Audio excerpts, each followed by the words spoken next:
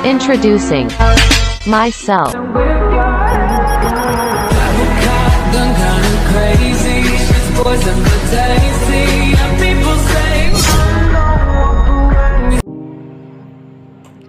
Assalamualaikum warahmatullahi wabarakatuh.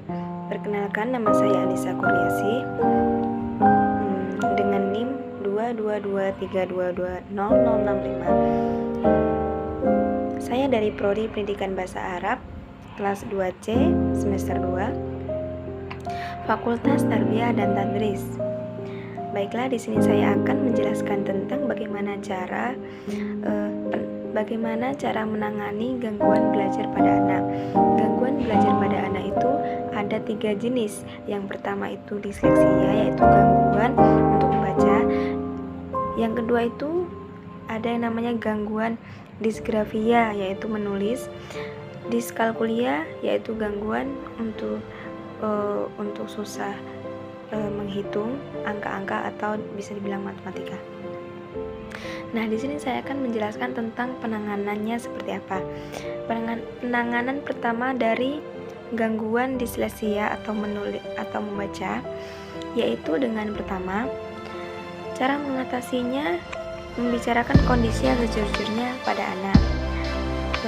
Kita bisa berbicara dulu dengan anak, apakah ia bisa membaca atau tidak. Kita bisa mengajarkan pada anak dengan cara-cara dasar dahulu. Dan yang kedua, membaca buku dan menghafal. Membaca buku dengan pelafalan dan volume yang jelas di hadapan anak. Jadi kita harus dengan bersuara tegas, dan kita tuh harus anak tuh biar bisa mengerti dengan apa yang kita bicarakan.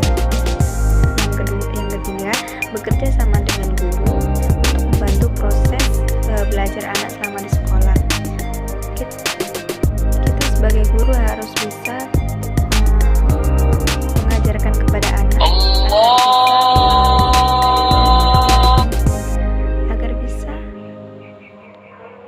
agar bisa memahami anak dengan cara yang kita lakukan.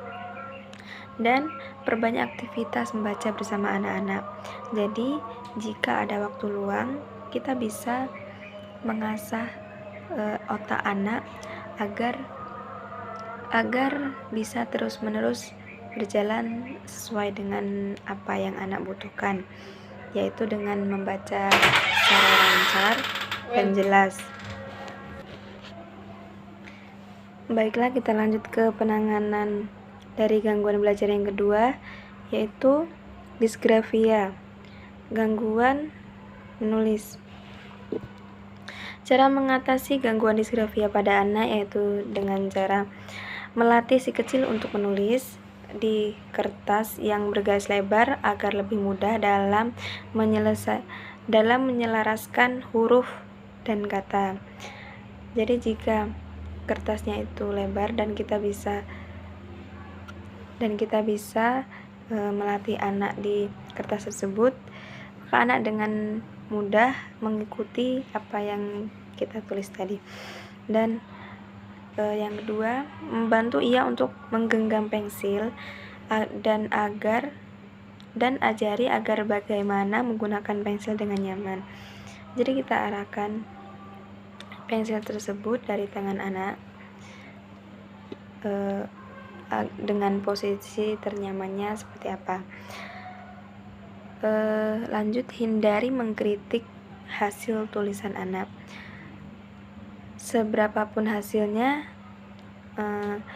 bagus atau tidaknya hasil tulisan anak, kita jangan mengkritik dulu, karena itu bisa membuat anak down atau tidak ingin berusaha untuk menulis kembali. Dan yang nomor 3 itu cara penanganan dari gangguan belajar, yaitu diskalkulia atau sulit untuk menghitung angka-angka. Ada beberapa hal yang dapat dilakukan untuk menangani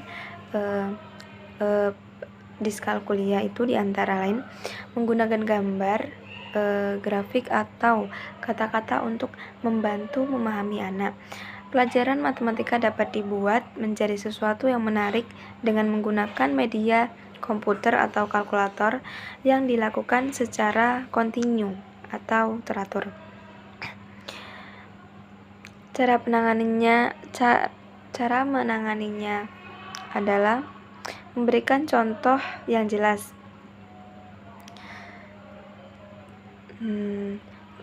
visualisasikan tanda atau simbol, belajar sambil bermain.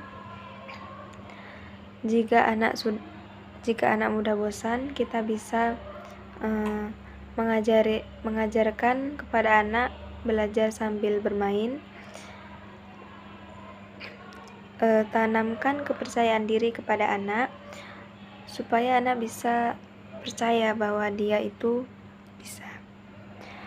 Gunakan warna atau animasi menarik agar supaya anak semangat untuk belajarnya. Dan sekian dari penjelasan saya. Kurang dan lebihnya saya mohon maaf. Akhir kata dari saya, wassalamualaikum warahmatullahi wabarakatuh.